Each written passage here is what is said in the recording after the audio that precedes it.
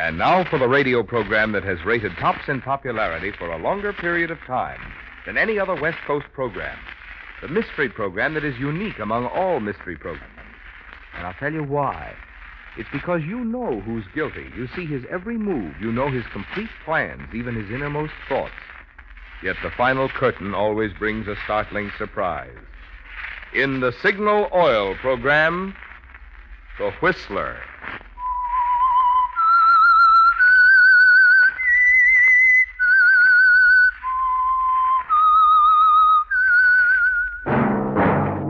That whistle is your signal for the Signal Oil program, The Whistler.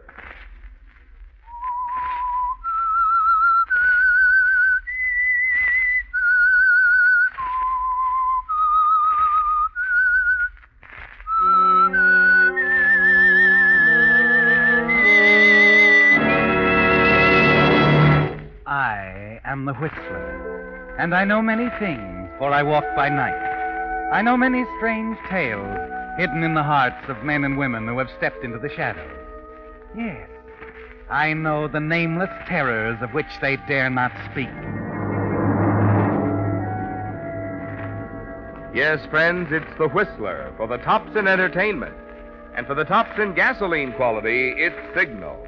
It takes extra quality, you know, to give you extra mileage. And Signal is the famous Go Farther gasoline.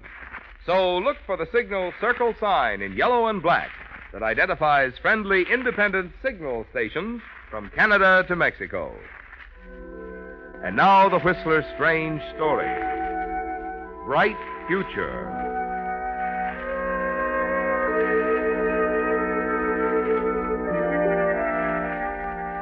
Surveying his own reflection in the glass door entrance to the apartment house, Harry Simpson was pleased with what he saw.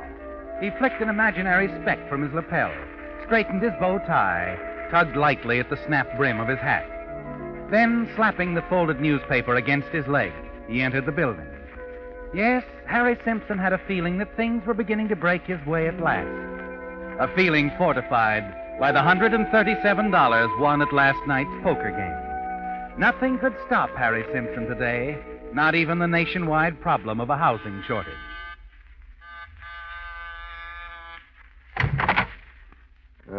You the manager, fella? That's what it says over the buzzer. You been leaning on? I understand you have an apartment for rent. Why, yeah. Furnished? Would that make such a difference? No. This make any difference? Oh, Ben Franklin looks pretty good in green, doesn't he? Bonus, Half of it. The other 50 goes on the first month's rent. You're, not OPA. Never heard of it.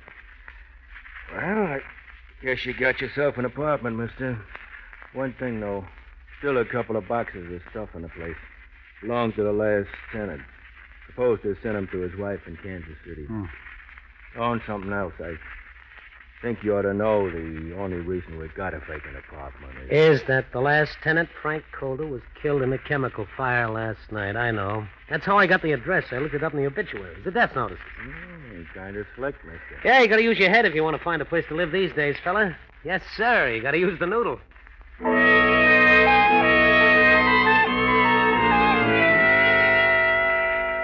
A few minutes later, you're alone, Harry, in your new apartment. And you congratulate yourself as you stroll from room to room. Yes, things are looking up for Harry Simpson, aren't they? The future looks bright indeed. And then a framed picture catches your eye. An enlarged photograph in color of a man and a woman. You hardly notice the man. It's the girl in the bright yellow bathing suit who attracts your attention. Tall, slender, a mass of flaming red hair falling down over tan shoulders. Wow. Then you notice something else. Along one edge of the picture frame, a thin line of green. Puzzled, you run a nail file down the side. And a moment later, a bill flutters to the floor. A scrap of currency, Harry. But it's the amount that causes your jaw to drop. It's a $1,000 bill. You hold the picture up again, shake it, and another bill falls to the floor. Another, and another, until a neat little pile of currency forms in the center of the room. A pile amounting to $35,000.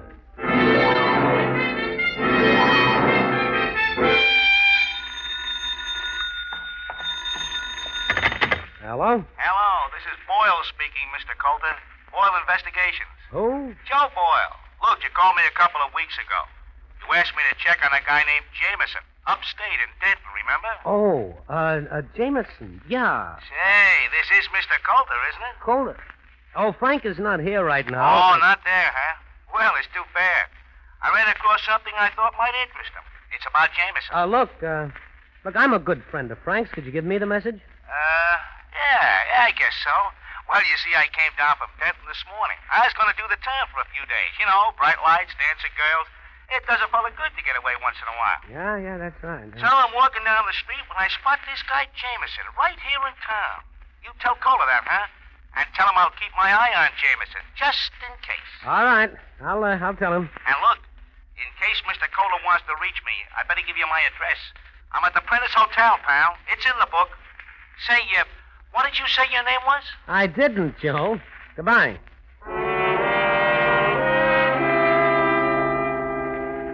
It's all a little puzzling, isn't it, Harry? As you replace the receiver, you turn and stare at the bills on the floor. And you wonder if the phone call had anything to do with the $35,000 you found hidden in the picture frame. You wonder, too, about this man, Jameson, and why Coulter was having him watched.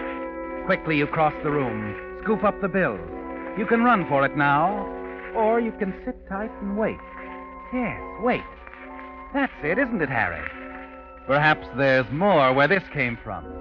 You slip the bills into your wallet, seal the picture again, and place it on the mantel. As you step back to admire the girl in the bathing suit. Who is it? Yes, what can I... Well, hello. How lucky can a guy get? Mr. Simpson? That's right, honey. I hate to intrude like this. I'm Rosanna Robbins. I was Frank's... That is real. Oh, sure. I remember you. What? The photograph. You're the girl in the photograph. I never forget a face. Come in. The manager didn't think you'd mind. I just came by to pick up some things that were left. Oh, some things, huh? Oh, sure. Oh, no, honey. Oh, I'm sorry, Mr. Simpson. I didn't mean to. Well, it's just that coming back here to Frank's apartment, the memories and all. Oh, sure, I understand. Frank and I were very much in love. It doesn't seem possible he's gone. Now all I have left is the memory of our love and that. Oh, that picture on the mantel, huh? Yes. The only one I have of him. Had to come back for it. I wouldn't want her to see it. Her? Frank's wife. They've been separated for years. I wouldn't want her to know about us. I think it's best this way now that he's gone. Yes, sure. Well, she wouldn't understand. No, she wouldn't. May I look at that picture again? I'm afraid I didn't get a very close look at him the last time. Well, it was taken on the beach last summer. Yeah. Looks like a grade A guy. Oh, he was, Mr. Simpson, he was. I miss him so very much. I just don't know what I'll do now. Well, nothing rash, I hope. Well, perhaps Oh, here I am boring you, Mr. Simpson. I think I'd better go. Well, what's the hurry? I do hope you'll forgive me for intruding. Any time, honey. I want that picture wrapped. No, I'll take it just like this. Oh, and Mr. Simpson. Yeah. Before I go, would you mind terribly if I walk through the apartment just once for the last time?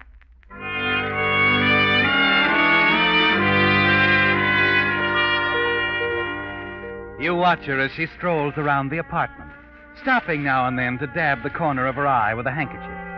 And then she's gone. An interesting performance, wasn't it, Harry? And you wonder just how much of a threat she's going to be. But you're not worried, are you? No, because you've already planned your next move. Half an hour later, you register at a large downtown hotel. Hand an envelope containing the money to the desk clerk. Ask him to keep it in the office safe. Then you saunter back out into the street, take a taxi up to the Strip to celebrate your good fortune and a bright future.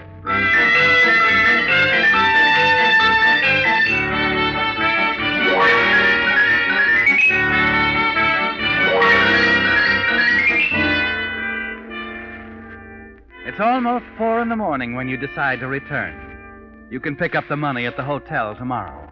You climb the stairs to your apartment, and then as you reach the first floor, you stop, leap back into an alcove as a man comes out of your apartment and hurries down the hall toward the back stairs. You get only a glimpse of his face as he hurries past you, but it's enough. Calder. That guy was Frank Calder. Alive.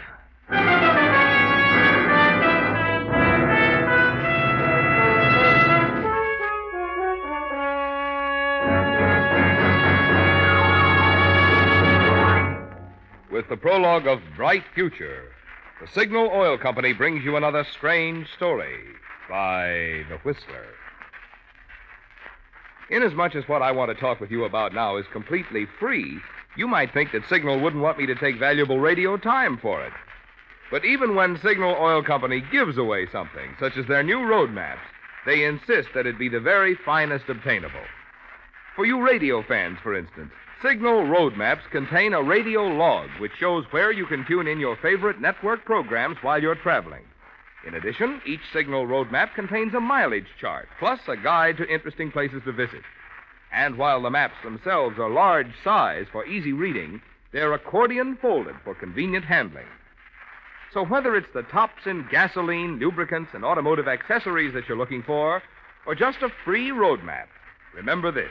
You'll find them all at their best at those 2,000 friendly independent dealers throughout the Pacific Coast states who display the familiar circle sign in yellow and black that identifies Signal service stations.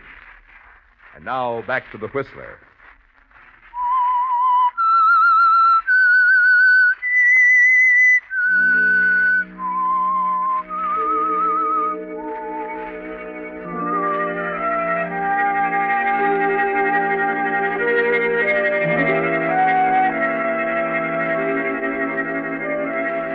It happened fast, didn't it, Harry?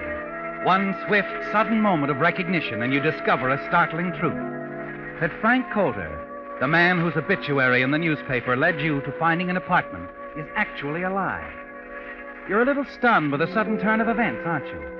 And you struggle to fit the pieces of the puzzle together. $35,000 in a picture frame, hidden in the apartment of a man who has come back from the grave. Why did he hire an out-of-town private detective to check on the movements of a man named Jameson? Then there's Rosanna Robbins, Coulter's girlfriend. She fits in here somewhere, doesn't she? But as far as she's concerned, you find out where you stand the following evening as you're about to go out. Yes, what Oh. Here I am again, Mr. Simpson. So I see. Oh, I hope you're not annoyed. There was something I wanted of Frank's beside the picture. A cigarette lighter. Have you seen it? No, I haven't. Oh, well, it might have dropped on the floor behind a chair or something. May I come in? Well, sure. Help yourself, honey. Place is yours. Thank you. Why are you looking at me like that, Mr. Simpson? Oh, I'm sorry. I didn't know that my gleam was showing. Mr. Simpson. Uh-huh. You don't think I'm going to find it, do you? The lighter, I mean. I'll bet you think I just made it all up just to have an excuse to come back. Well, honey, I don't know. I think you do. Oh, it's all right, Mr. Simpson. Harry. You see, I'm a terrible person, really simply awful. I didn't love Frank. Well, I sort of noticed that your grief didn't last very long. No, it didn't. Actually, Frank Coulter meant very little to me. I suppose I loved only the idea of all that money. You wouldn't know about that, would you, Harry? No, I wouldn't, honey. Oh. You know, I think we should talk things over. Oh, we are talking. We're not really. Well, relax, not sure of one another. We could be, Harry. Aren't you going to offer me a drink or something? What about the drink? Sorry, I just moved in. I haven't a feeling. Oh, good. Well, why don't we go over to my place then? It's quiet and cozy. I have everything we'll need. Well, how can I refuse? Suppose I run on ahead. Meet you there in an hour. Half an hour. All right. I'll jot down the address for you, Harry, so you'll be sure to get there. So there'll be no mistake.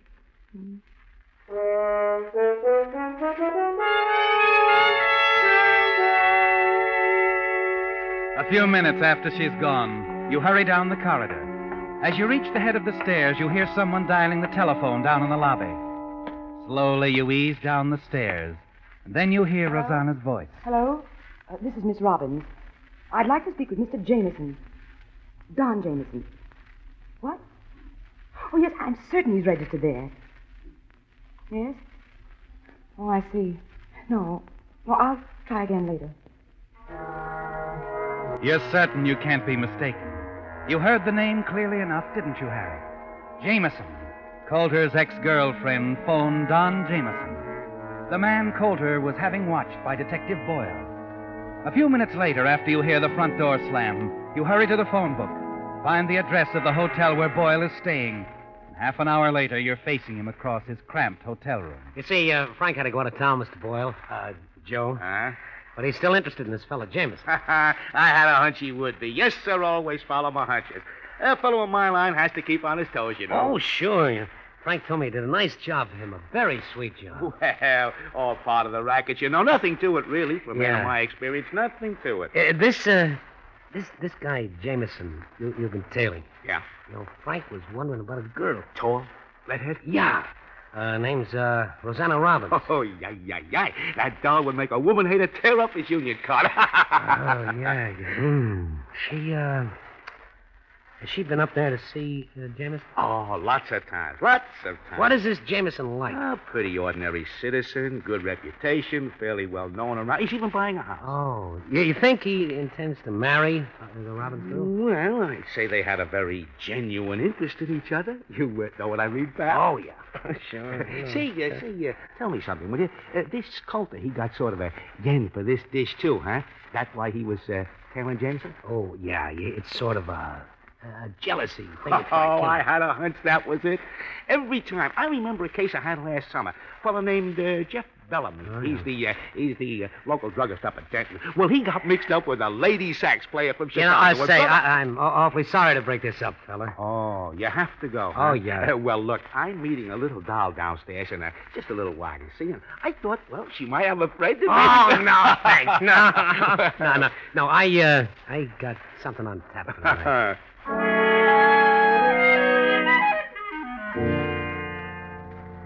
Yes, you have a date of your own, haven't you, Harry? A very important date with Rosanna at her apartment. As you had expected, it turns out to be quite an enjoyable evening. And strangely enough, not once does the $35,000 enter the conversation. Coulter seems to be forgotten, and you're beginning to think she's forgotten about Jameson, too. We're out of soda, Harry. Water'll do. You know, baby, I've been thinking. I'm sort of turning things over in my mind. Harry, you sound too serious. Here's your drink. Thanks. No, it's nothing serious. Just a crazy notion I ran into. Oh? I like this drink. But try it, Harry. Let me get this out first. Like I said, it's just a notion. There's a man and a woman. Well, now that is a good notion. Move over, will you? There's a romantic interest between these two, but they're not quite happy. You see, the guy doesn't like his work. It's sort of dull. Maybe like he's an auditor in a chemical plant. How very, very dull. Yeah, and it doesn't pay off very well. Drink your drink, Harry. Yeah, so he gets an idea. He does a little embezzling, gets together a nice hunk of cash, he hides it, and knocks himself off. You fascinate me, Harry. Go on. Well, it's an accident, you see. Fire, maybe. There isn't a trace of the guy left. To the world, he's dead. Isn't he? No. He's as alive as either of us. Now, he's free of his wife, and he... Oh, he's been married all along? Yeah, but they've been separated for years. Let's say the wife is out west, won't give him a divorce. Now he doesn't have to worry about that anymore. He can marry the girl, take the dough, and skip. And they live happily ever after. Drink your drink, Harry. Oh, the story isn't over. The guy misplaces the dough. Poor girl. I don't know. Maybe she didn't care much for the guy anyway. Maybe she was running around with another fella. Upstate somewhere. Oh, really? Well, maybe this man has more to offer. Maybe. Only the way I look at the picture... And you do like to look at pictures, huh? But you know something, baby? I figure that this doll would throw both of these boys over for someone else. Who does she like now? Now or any time, she likes whoever has the most to offer. Her dream boy is the gent with the folding stuff. You know, Harry, I think you're right. But with so much happening to our girl, how can she be sure she's getting the right man? That's for her to figure out.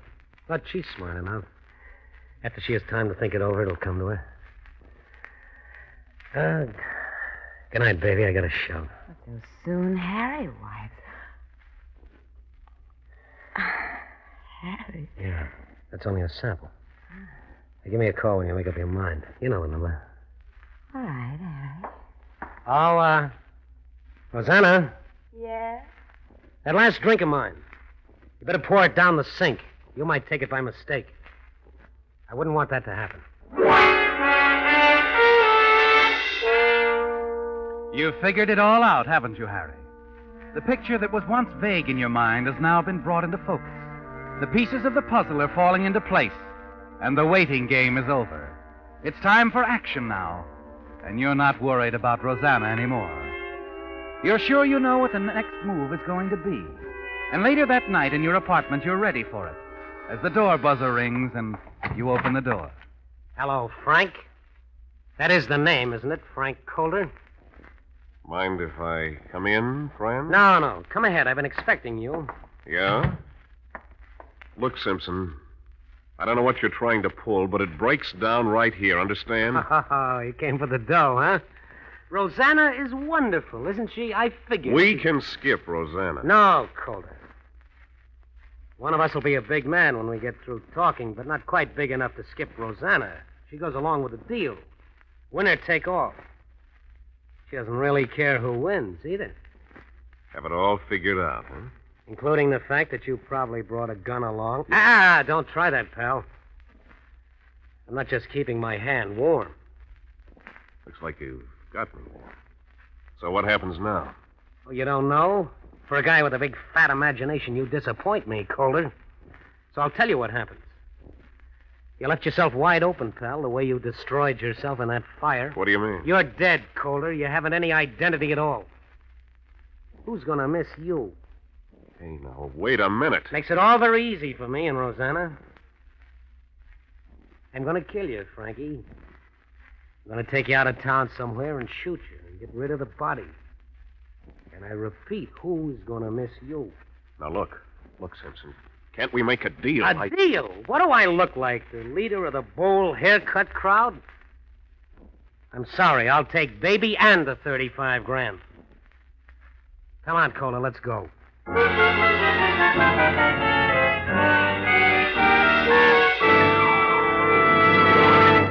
The Whistler will return in just a moment with a strange ending to tonight's story. If you Whistler fans who play contract bridge would like to have some fun with your friends, here's a suggestion. Ask them how they would bid each of the 75 examination hands, which are part of the 6 lessons in contract bridge that signal dealers are now giving free. Of course, to make sure that you know all the answers, you'll probably want to brush up on the lessons themselves, which are written by that outstanding bridge authority, Robert Lee Johnson, of whom Ely Culbertson says, no one is better qualified to prepare a series of lessons on contract bridge than Robert Lee Johnson. One feature makes these lessons especially valuable. While they are complete enough to offer an excellent review for the average player who would like to improve his game, they are at the same time so understandable that even those of you who have never played bridge before can learn the game in 6 lessons. Each week for the past several weeks, Signal dealers have been receiving a different lesson in the series of 6. And, of course, they're free, no purchase required. So that you won't miss a single one of the set, I'd suggest that you hurry down to your nearest Signal dealer tonight, or tomorrow, sure, and ask for 6 lessons in contract bridge. And now, back to the Whistler.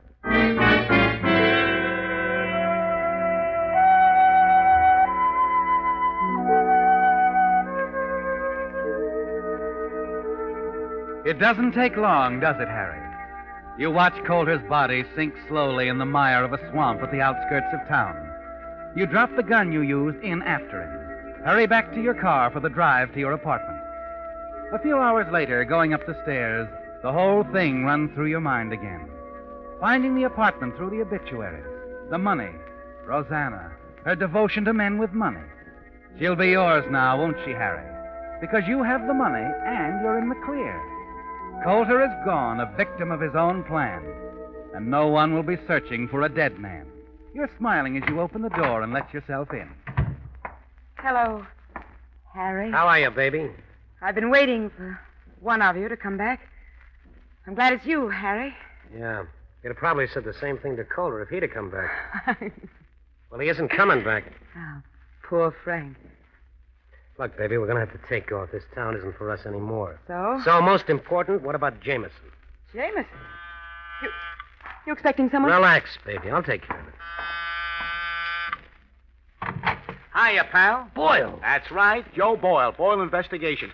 This is Lieutenant Hanson. We come in, Simpson? The police? I don't understand. A lot of things we don't understand.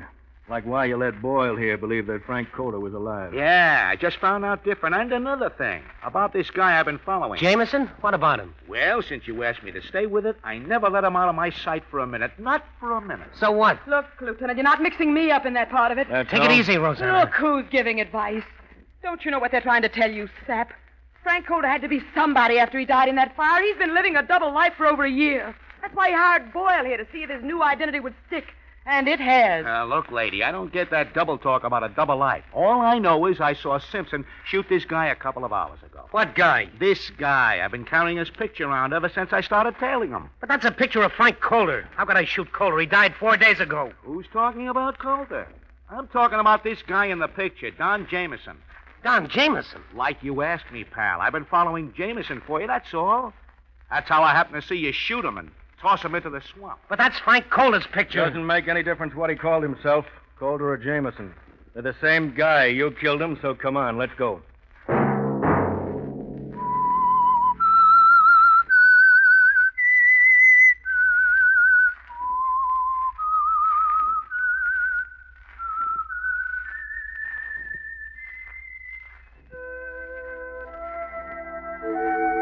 Let that whistle be your signal for the Signal Oil program, The Whistler, each Wednesday night at this same time. Brought to you by the Signal Oil Company, marketers of Signal gasoline and motor oil, and fine quality automotive accessories. Signal has asked me to remind you, to get the most driving pleasure, drive at sensible speeds, be courteous, and obey traffic regulations. It may save a life, possibly your own.